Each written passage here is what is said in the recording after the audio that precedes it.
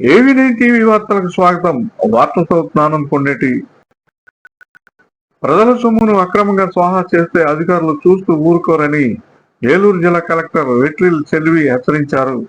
ఏలూరు జిల్లా టీనర్సపురం మండలం బొర్రంపాలెం గ్రామ పంచాయతీలో జరిగిన నిధుల అక్రమ దందాపై జిల్లా యంత్రాంగం ఉక్కుపాదం మోపింది. 25,94,000 రూపాయల పైబడి నిబంధనలకు విరుద్ధంగా దుర్వినియోగం చేసిన సర్పంచ్ కె వెంకటేశ్వరమ్మ నుండి ఆ మొత్తాన్ని తక్షణమే రికవరీ చేయాలని కలెక్టర్ సంచలన ఆదేశాలు జారీ చేశారు.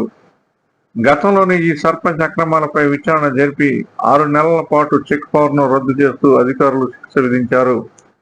అయినప్పటికీ స్వాహా చేసిన సొమ్మును రికవరీ చేయడంలో జాప్యం జరుగుతుండటంతో బాధితుడి గుండె పాండురంగ నిరంతరం అధికారులను వెంటాడారు.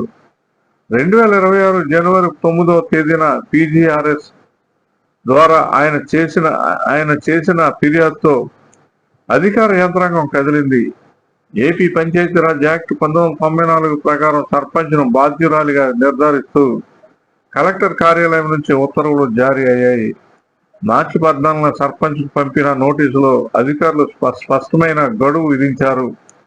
15 రోజుల లోపు దుర్వినియోగం చేసిన 25.94 లక్షలను తిరిగి గ్రామ పంచాయతీ ఖాతాలో జమ చేయాలని ఆదేశించారు.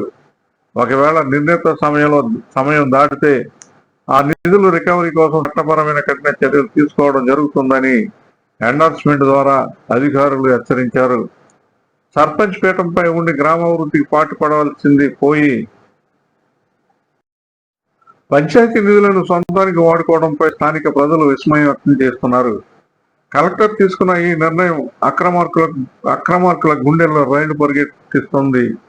తక్షణమే ఆ సొమ్మును రికవరీ చేసి గ్రామంలో ఆగిపోయిన అభివృద్ధి పనులను పూర్తి చేయాలని గ్రామస్తులు డిమాండ్ చేస్తున్నారు. ఏవి9 టీవీ న్యూస్, బొర్రంపాలెం.